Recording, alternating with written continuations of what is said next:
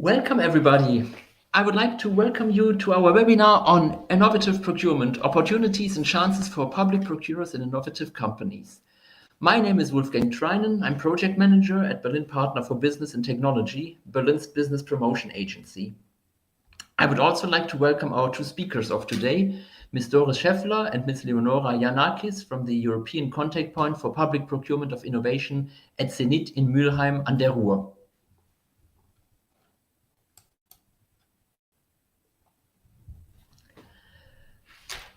We organized this webinar in the context of a European project, which is called SESAM. This project is one of 4 projects funded under the European COSME program and aims at improving the access of SMEs, small and medium-sized enterprises, to cross-border public procurement. I would like to start with a short introduction to the project. Our aim in this project is to inform and train small and medium-sized companies on the new instruments, tools and programs that have come into play after the reform of the European public procurement legislation in 2016. We have partners from Germany, Poland, France and Italy on board. These are in particular in Germany, the Auftragsberatungszentrum Bayern, in Poland, the Polish Agency for Enterprise Development, PARP, in France, it's GREX, the Center of International Trade of the Chamber of Commerce and Industry in Grenoble. And finally, in Italy, our partner is the Torino Chamber of Commerce and the local economy.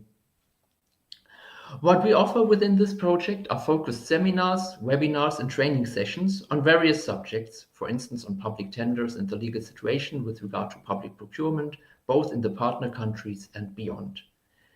We also offer specific business-to-procurer events and matchmaking events to support the formation of transnational bidding consortia. The project SESAM started in May 2017 and will run until the end of October 2018.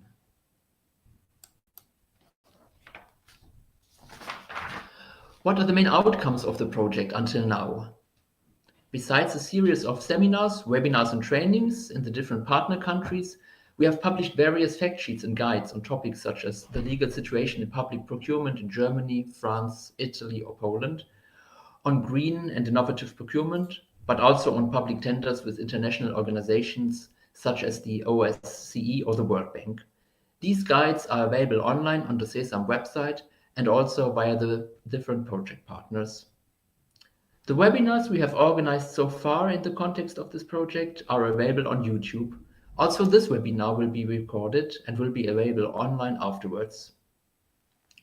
Those of you who would like to get a deeper dive into the topic on innovative procurement are invited to join us in Berlin on 23rd and 24th of August at the Innovation Excellence Days, where we will discuss additional elements. Let me also give you some organizational remarks with regard to this webinar today. You will be able to ask questions during the session by using the chat function. Please feel free to ask your questions whenever they pop up. We will address them after the presentations. So, let us now start. I would like to hand over now the mic to our speakers of today, Doris and Leonora from the European Contact Point for Public Procurement of Innovation at ZENIT. We listen to you.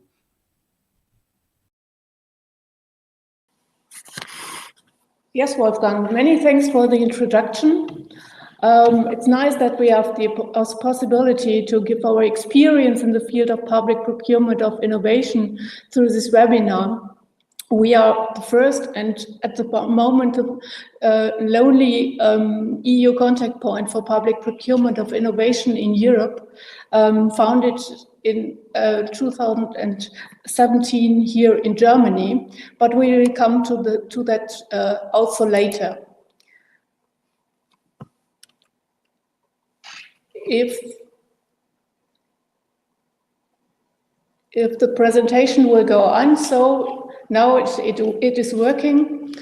Just an overview of what we want to do with you today. We tell you who is ZENIT a bit and how the EU contact point for public procurement of innovation in Germany came into activities, and then we go to the EU directives for public procurement and tell you a bit of the background, why innovation in public procurement seems to be so important for industry and for the growth in Europe. And the next will be that we explain a bit how the EU funding for public procurement of innovation functions. In Horizon 2020, the EU framework program for research and innovation that is currently running until 2020. And after that, we will tell you how you can find calls of running projects for public procurement of innovation, and tell you a bit of an example of email that shows you up which kind of companies are able to participate and where the advantages are for these companies just to cooperate with PCP, with public procurement of innovation projects funded by the European Commission. First of all, ZENIT stands for Center for Innovation and Technology in North Rhine-Westphalia, an area in the western part of Germany, close to the border of Belgium and the Netherlands. We are a public-private partnership of the land North Rhine-Westphalia, and our mission is just to support innovation and technology, especially in North Rhine-Westphalia, but also in the whole of Germany. So we are doing this with an interdisciplinary team with about 55 employees at the moment. Our areas of expertise are Europe, internationalization and innovation management, technology transfer in any kind of areas, and we do some politic support, like in this EU contact point, and work in some networks, like, for example, the Enterprise Europe Network, one of the biggest technology transfer networks in the world. And the combining theme in all these activities is just the question how to find funding for any activities, like it is on the field of internationalization or doing innovations. So we inform about public funding for any activities any actor in Germany, especially in North Rhine-Westphalia, is looking for. These are some projects we are doing. If you are looking on Procure to Innovate and CoInno, these are both running projects that are dealing with the subject of innovation procurement. A third will come to this part a bit later, even a network for GD Grow, where we are starting an innovation broker network. And what we are also doing is the STARS EU PCP project. What PCP means, I will explain a bit later. That is one of the running projects funded from Horizon 2020, where we are a partner in. So let's see what does the EU contact point do. In 2012, we started in North Rhine-Westphalia to collaborate with our government, our regional government, and in 2013 they asked us just to launch a competence center for innovation procurement, and to give in-depth services to actors from North Rhine-Westphalia to participate in EU projects which are funded by FP7 in that time. We were successful here in the region, and so also the Federal Ministry for Economic Affairs became aware of our activities and asked us to do this to give the services also to other actors in Germany. And so since the 1st of January last year, we are the first EU contact point for public procurement of innovation. And our aim here is just to enhance the number of German participants in PCP and PPI projects. We implemented PPI in North Rhine-Westphalia with political cooperation, like I said before, and we are doing a lot of information events, in-house workshops, and intensive consultancy services in proposal writing and project management for EU projects in the field of innovation procurement. These are some results we received so far. We did about 14 in-depth consultancy services, and 7 projects are really successful. You see the logos of the projects even on this slide, and most of them, like Thalea Pro for WIP, Anti-Superbugs, or Nightingale and STARS, are projects which come from the e-health sector.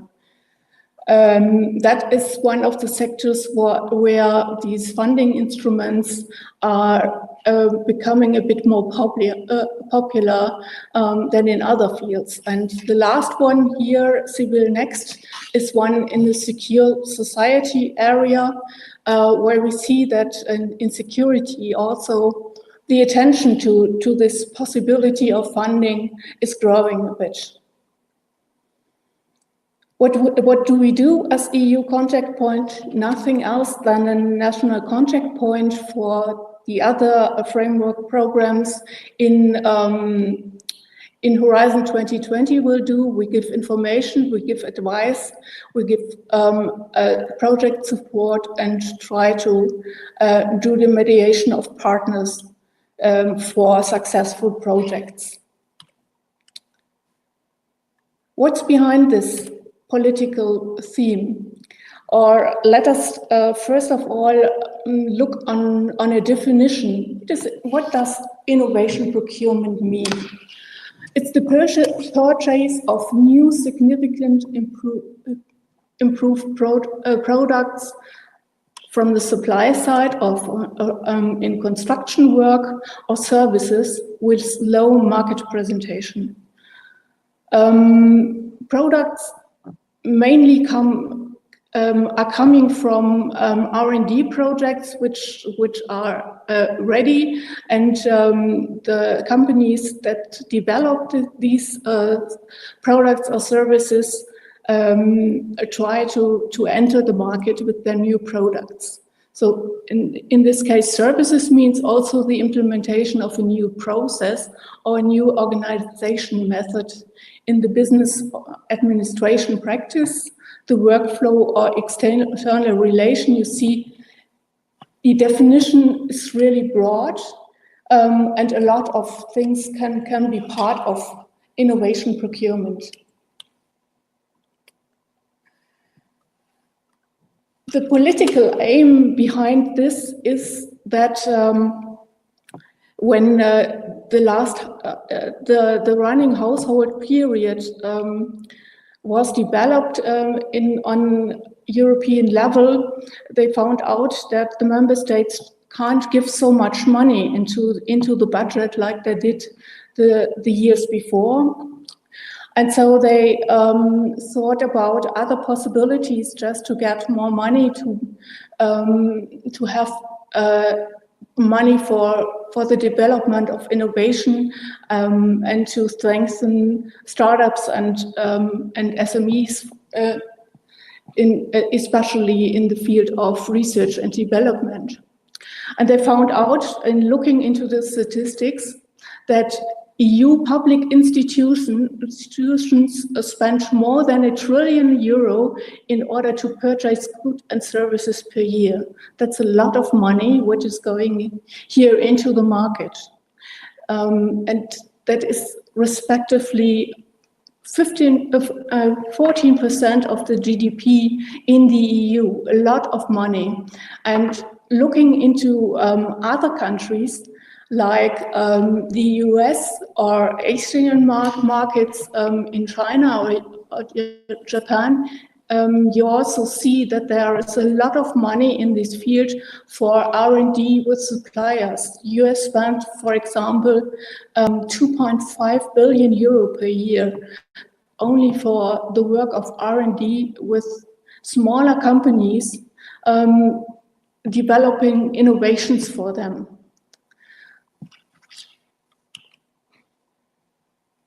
So a new procurement concept in the EU came up because also in the EU we have some societal challenges where we need solutions urgently, and a lot of sectors are related also to public work, like healthcare, climate change, energy consumption, transport security, which made it likely just to focus also on the purchase budget of the public sector in these fields.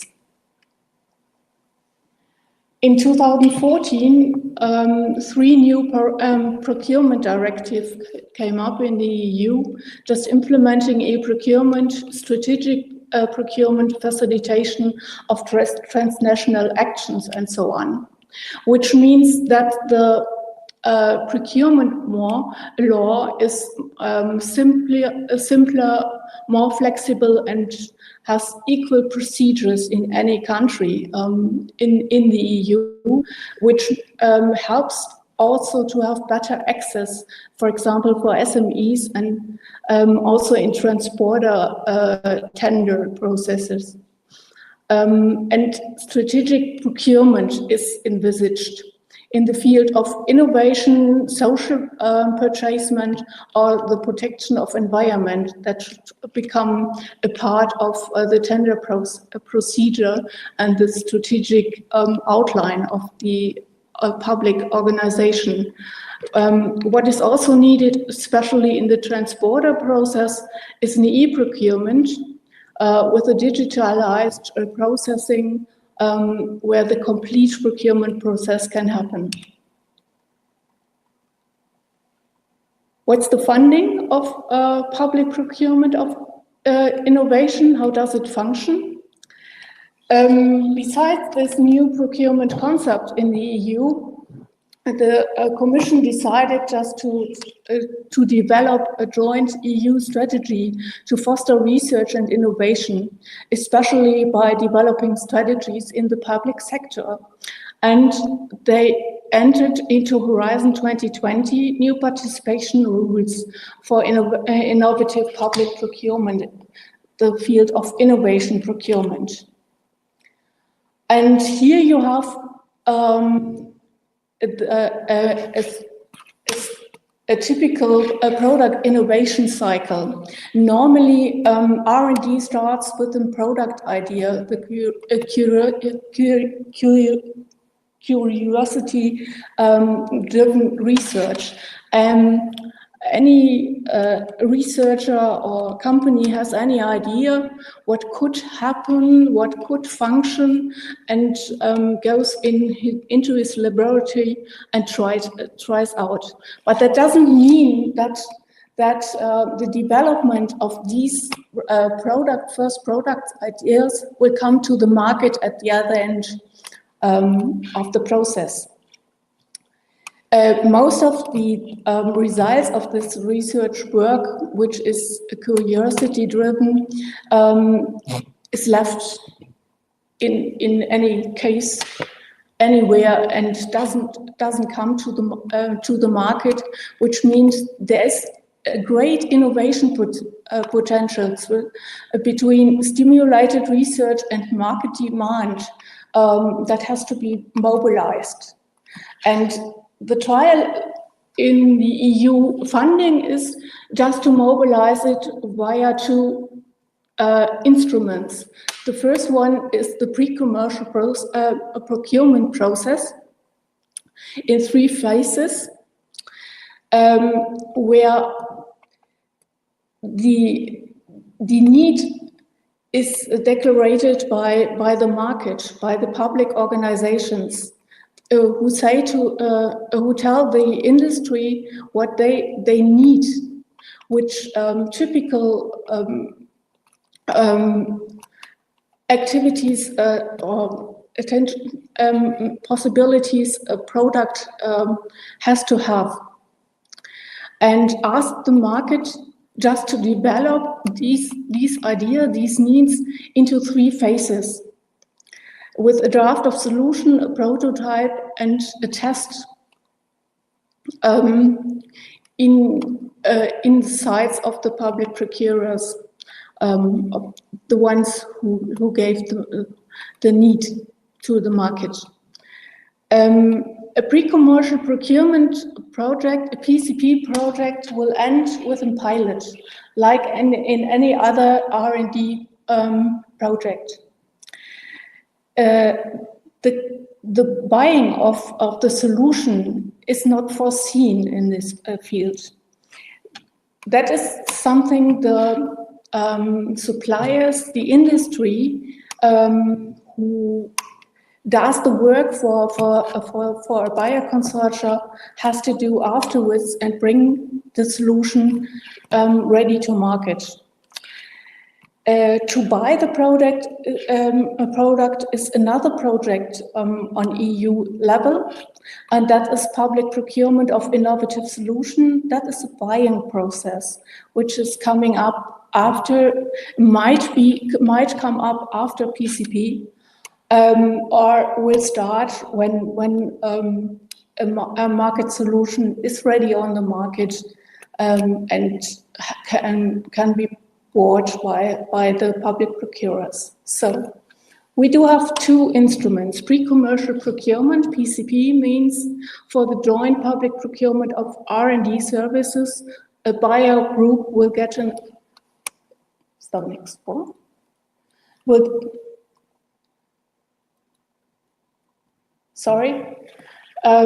will get an incentive of 19% of the costs. The focus of the funding for this project is the buying costs for the solution, and 30% of this EU funding can be taken for coordination and networking activities. That was what is typically done in an EU project, just working together, identifying needs, doing the evaluation phase, preparing tender, and so on. The whole work of the EU project that is coming together here. But be a bit careful. If you're looking on that, 30% of the funding is not so much money. Mostly it is not possible just to finance a whole position, an employee with this money. You have to calculate it very carefully. The focus is lying on an incentive for the buying costs for the buyer group. The second, public procurement of innovative solution. The buying process is funded with 35% of the buying costs, and here you can take 50% of the funding for the calculated coordination and networking activities. Coordination and support actions, CSAs, are a common funding instrument in Horizon 2020, which means that is a networking project where a number of actors are coming together and thinking about future activities, mostly just to identify common needs they do have all together, and just to prepare a PCP or a PPI project which could be funded by the Commission afterwards. And in this area, you will get a bit more of personal costs and also of travel costs, of other costs, because here are 100% of the project costs are eligible, and you will get also 25% overhead, like it is common sense in Horizon 2020. Also for other CSAs, that's nothing special for innovation procurement. Participating rules for PCP and PPI projects is a minimum of 3 participants from 3 different member states or associated states. You know these rules also from any other EU funding program. That's the same here. The special is that 2 of the 3 independent participants have to be public buyers and have to come from 2 different member states or associated states. Mostly they are coming from the member states. The buyer groups here are normally formulated by participants from the member states.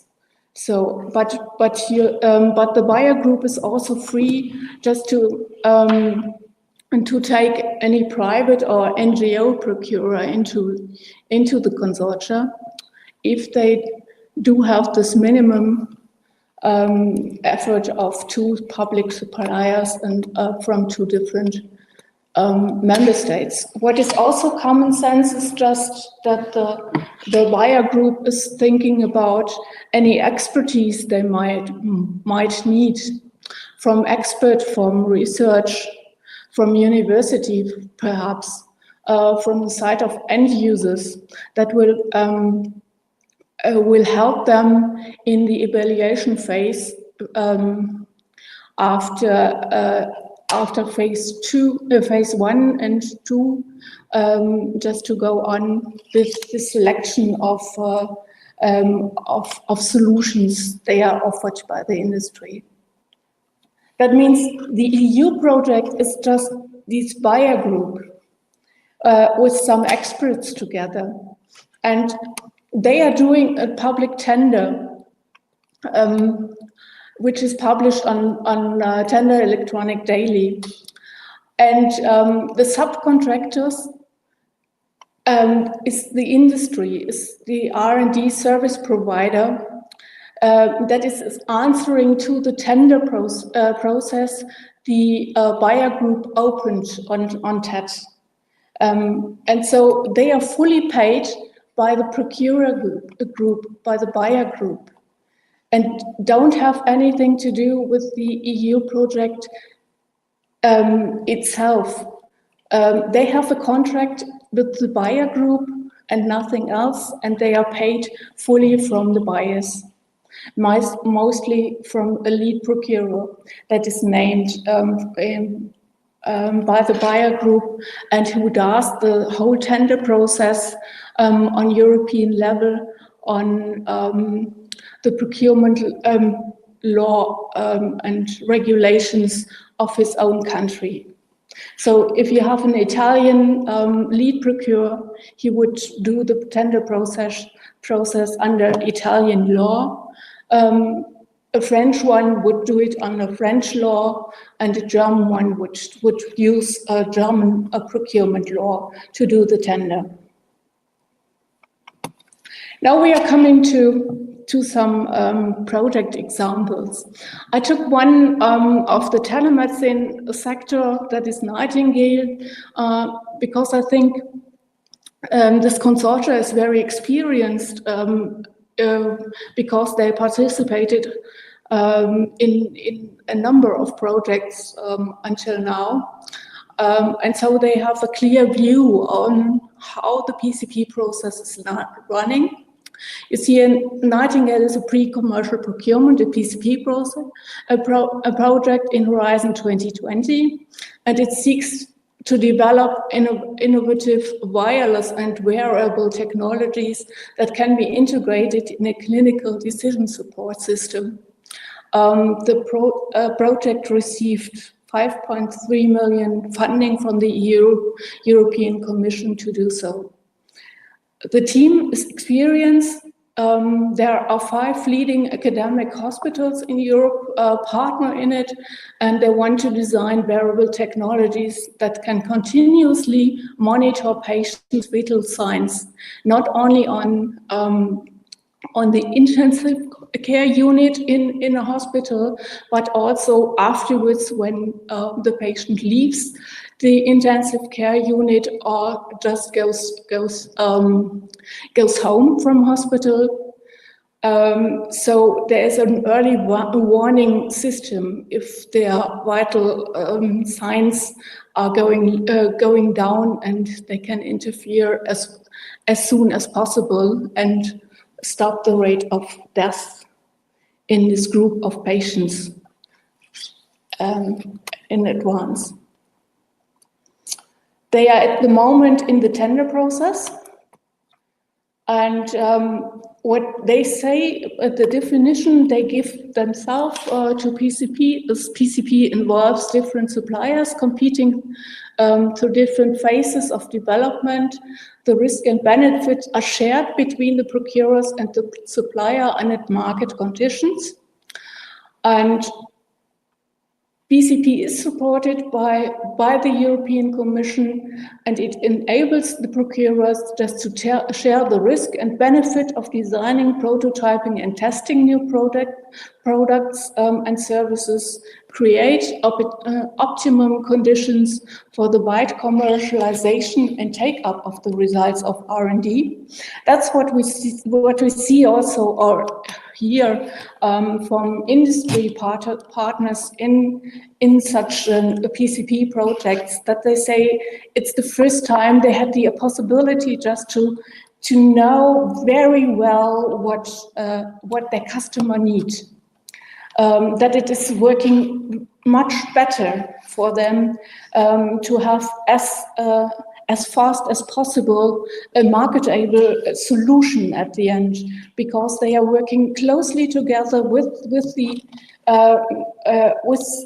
the buyer and know what he is looking for, and can communicate directly in this process of R&D in these projects. That's much better than doing R&D without the direct link to the market side. So, and the project acts as a seal of approval, confirming the market potential of new emerging technology developments, and thereby attracting new investors. That's also a part that is even interesting for startup companies who can do this R&D work in the project and have the proof that they are able to develop solutions that are needed by the market, and that makes them also more attractive to new investors. In this slide, you can see an overview on the process of the PCP project. They start with an extensive preparation, phase 0, where they agree on the joint need they do have, and after that they open up on that first a prior information notice. And open up the open market consultation phase, and that's the first starting point for industry, for SMEs and startups, just to come into this project and go into the detailed discussion with the buyer group, and to help them to find out if the ideas they do have and how they describe their needs will be able to be technical updated into a product, or if that doesn't work, and so they can influence a bit together the tender process here and the tender documents that will come up from the buyer consortia. They apply for all 3 phases in the tender and start with this a feasibility study they are doing, where they get a lump sum from the consortia, from the buyer consortia. When they are handed in the feasibility study, the buyer group, together with some technical experts, will evaluate the results and decide on a smaller group of companies that they invite to go on with the development of the prototype. So the group of industry that can take part in the BCP process is fixed here in the tender process. Who is invited to the first phase could be able to pass all three, but it will not be the possibility for all of them.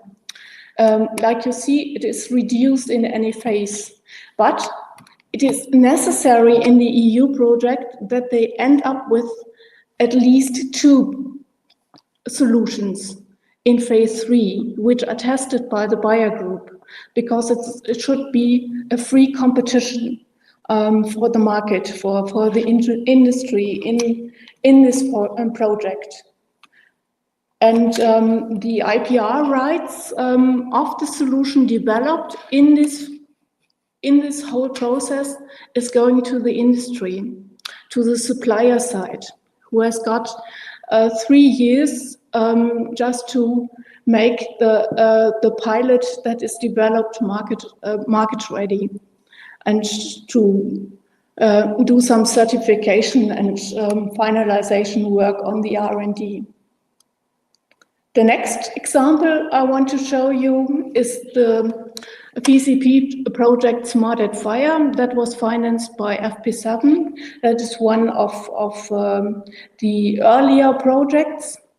And here in this case, a number of fire workers from Belgium, from Germany, as well as from Hungary came together just to test out this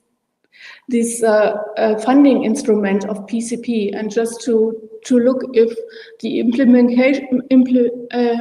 implications of PCP from a legal, methodological and European perspective are useful as a pilot project and give terms of innovation support. They wanted with this project address a real need, just to increase the safety of the firefighters and first responders by making the protective equipment smarter. What they wanted to do is just to use a concrete case allowed to them to get a nitty-gritty and using PCP. And just answering the questions, what does work and what doesn't. They looked for a product with diverse functionalities. They have the determining of the position of the firefighter, the localization function of this suit, and the next is the validation and data transfer of which gives them a better overview how the surrounding of the firefighter is, and the last is sensoric, which gives also biometric parameters of the firefighter and his surrounding. If there's smoke, is it good or is it unhealthy? And all these functions should be integrated in a smart, durable, and affordable suit.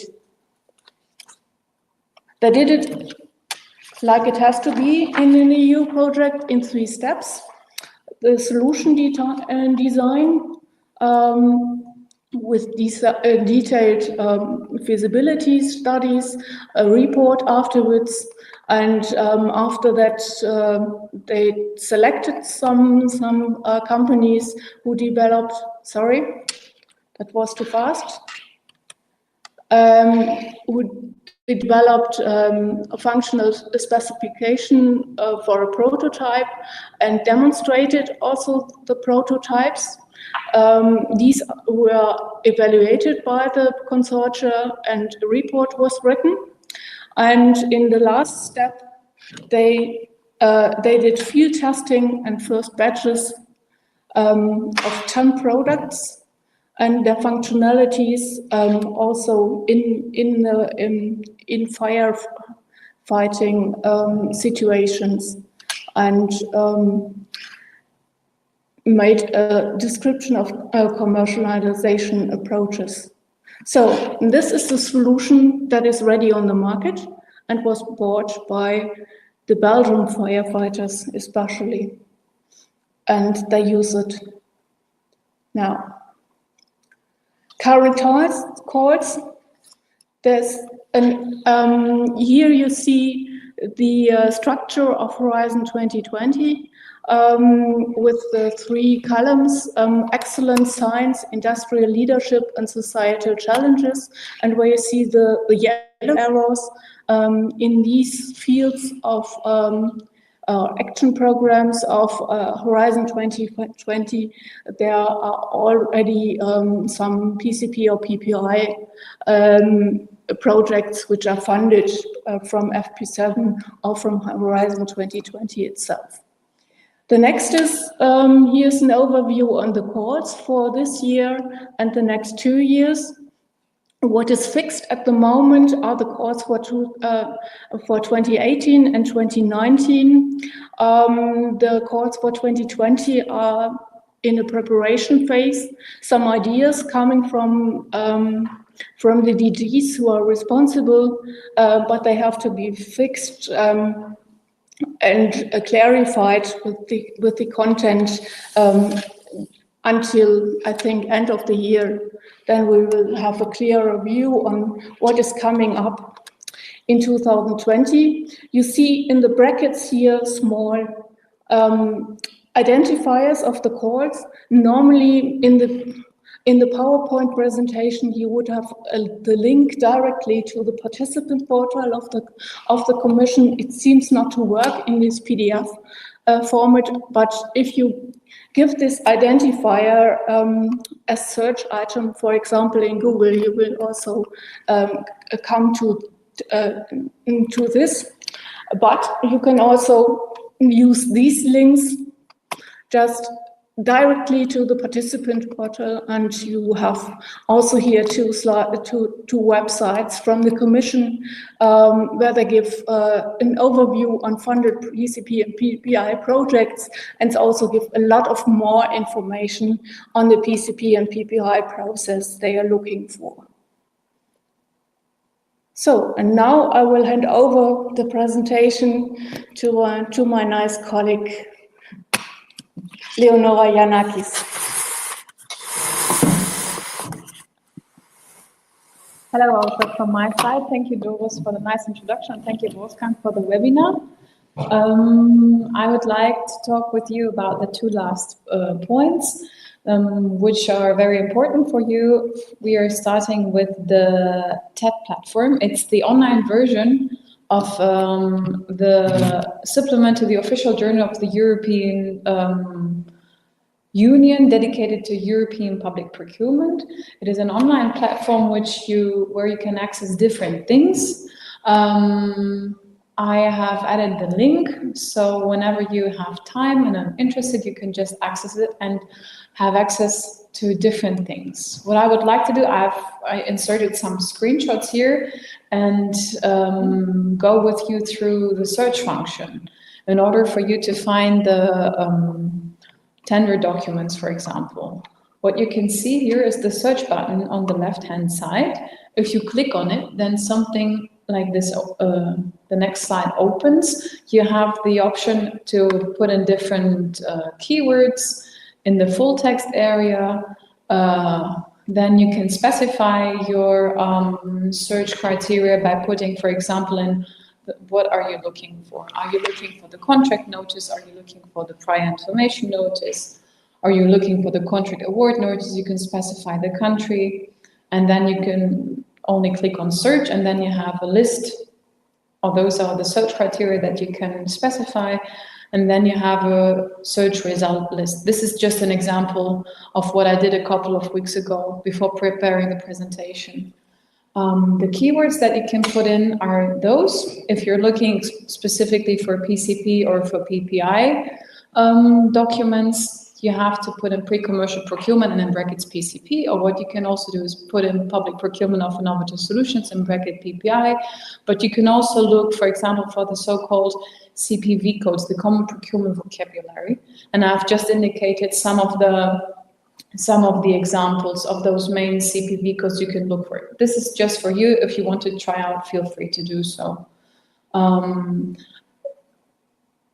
Here I have just put in some examples of things you can find via TED. Here you find the pin of 4 projects, namely the Anti-Superbugs projects, Nightingale project, the STARS project, as well as the Talea 2 project. You can also find, if the link is working in the PowerPoint presentation, you can also find the tender or the contract notice for the PPI for HPC project, but you can also find, for example, the contract award notice. If you click on these links, you can open the contract award notice of the Live Insight project, the Pro Empower project, and the HNS Science Cloud project. You will be directly directed to the documents that you find on TED, just that you have an example of how these things actually look like. And now I would like to go to the EMILE project, which is the first PCP project in Europe in the field of education and technology, with a strong focus on the so-called STEM subject. STEM means science, technology, and math. It was a project with a total budget of 5.5 million euros and lasted for 4 years, namely from the beginning of 2014 to the beginning of 2018. And it was funded by the European Commission under the FP7 program. And back then, the funding rates were a bit lower than what Doris said before. Back then, the funding rates were 75% funding from the European Commission and 25% the procurer had to pay itself. The background of the project was there were many ICT products, apps or services on the market for the support of e-learning in European classrooms, but there were only a few solutions actually developed in a customized way. So the supply side didn't really fit the need, so there was the need to act in some way. So there was the call, and there was a consortium that was successful, and the consortium were 10 partners from 7 countries, but the public procurers were from 4 countries, namely Sweden, Germany, Finland, and Spain. Thank you. This was too fast. And how did EMILE define PCP? PCP is an innovative instrument that enables the dialogue between the demand and supply side in order to create a sustainable development within e-learning in Europe.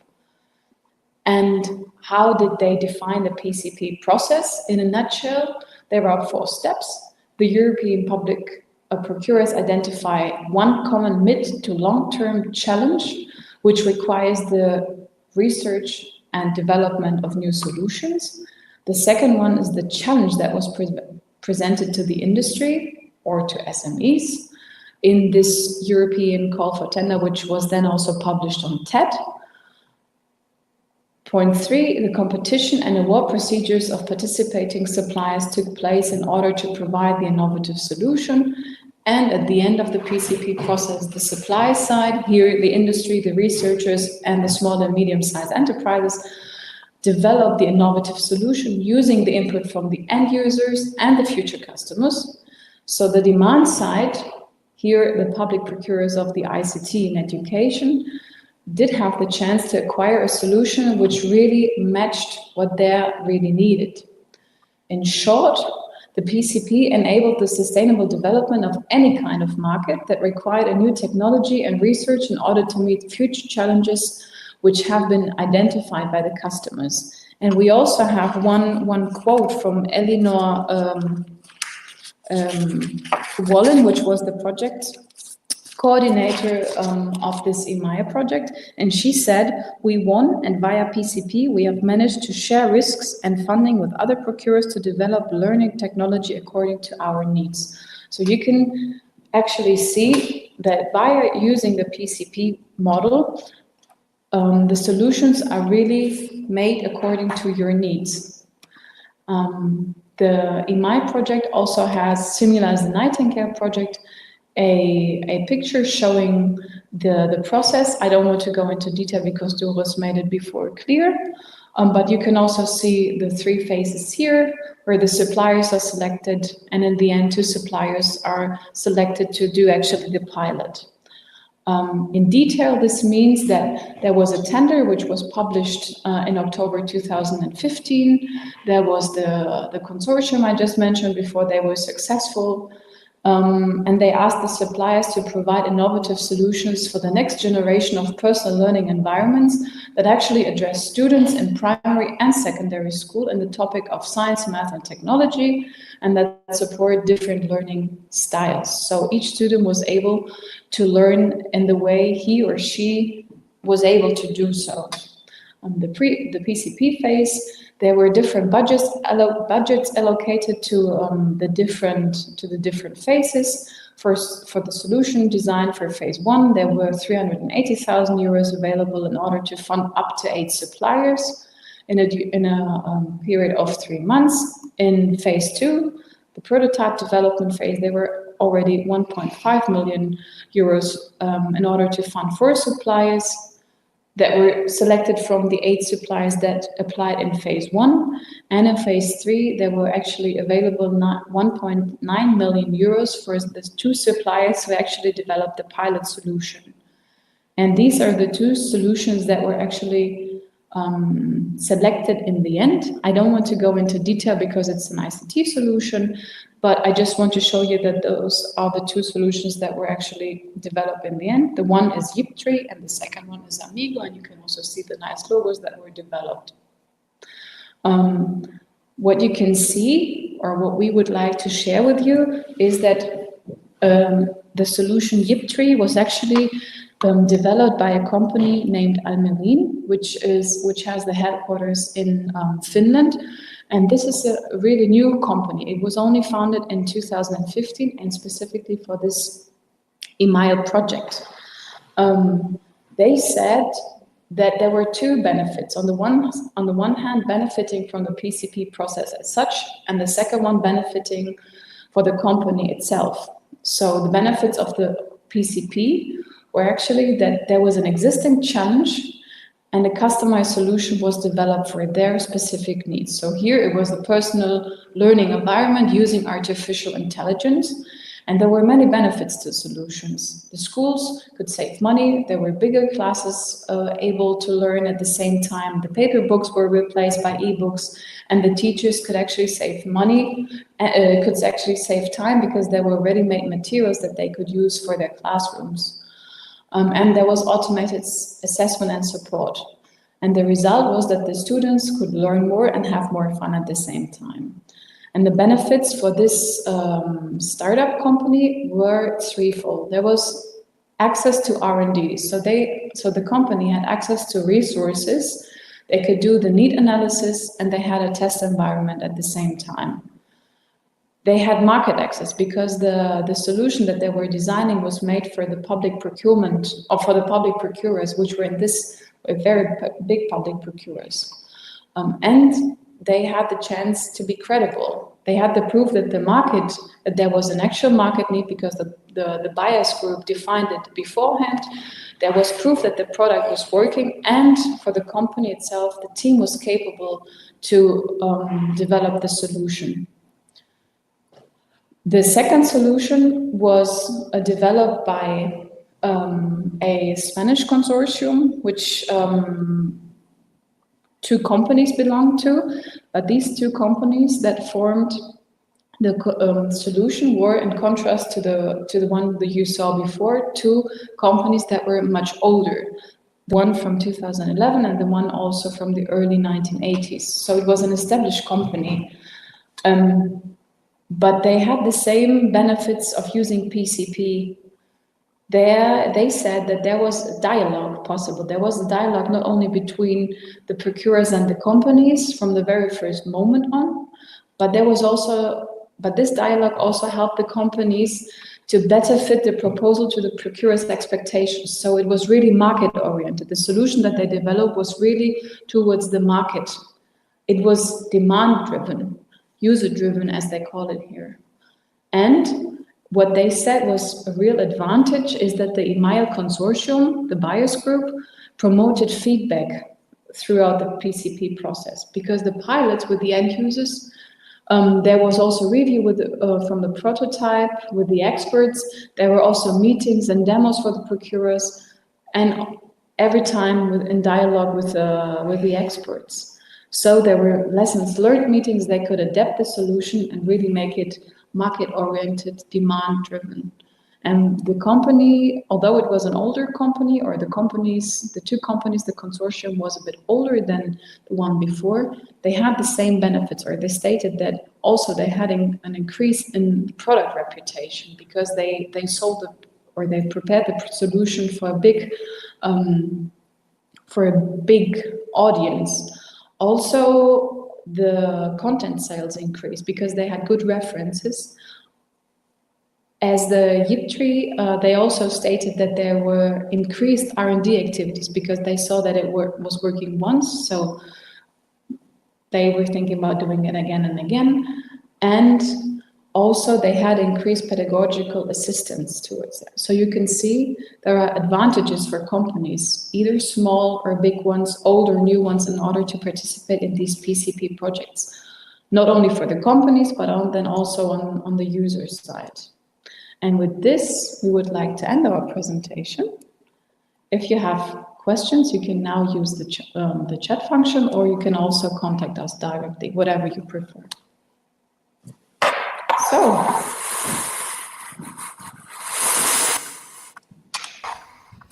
So thank you very much, Leonora and Doris, for your wonderful presentation and for those exciting and interesting examples of projects that you just mentioned. We still have some minutes left, so if there are any questions from the audience, please feel free to type them via the chat function, and we will respond to them. In the meantime, I would have one or two smaller questions to both of you. One with regard to the selection. You mentioned, Doris, in your part of the presentation, when you presented the PCP instrument, how suppliers could get into. So I understood that suppliers were selected by the project consortium as such, by the members of the consortium. But how are the project proposals in general selected? Are they selected according to the general Horizon 2020 rules? So basically focusing on those three elements: excellence, impact, and implementation, or are there other mechanisms of selection? No, that is nearly the same. The content of the selection criteria are a bit more optimized to the funding instruments. So they are looking a bit on the process, like the buyer consortium likes to do the tender process, and which activities they will take during the project, just to attract the solution also to other potential buyers, for example. But it's nearly the same like you have in any other Horizon 2020 project. Okay, thank you for this. And last question, I hope that the system will allow us this last question. Do you have any information on the future of those instruments? I mean, with regard to the new Horizon program, which will start from 2021 onwards. The instruments are very famous in the political sides, on the European level as well as in the member states. It's coming up much more, and they will also have activities and funding instruments in FP9 in Horizon Europe that will come up, that will start in 2021. you see it also from the duration of our project Procure to Innovate, the network of competence centers, which is going up to the next phase of the framework program. It started this year, and the duration is 4 years. So we are going into the new framework program for sure with this competence center, and also the main aim of the project is just to enhance the number of projects handed in the course of the European Framework Program for Research and Innovation. Okay, thank you very much. I don't see any additional question in the chat function, so I suppose our time is up. And so thank you very much to both of you for this interesting presentation. As mentioned in the beginning, we will put the recording online, so it will be available afterwards. Thanks once again. Thanks to everybody who participated, and looking forward to seeing you next time at one of our next webinars. Thank you very much. Bye. Thanks. Bye-bye.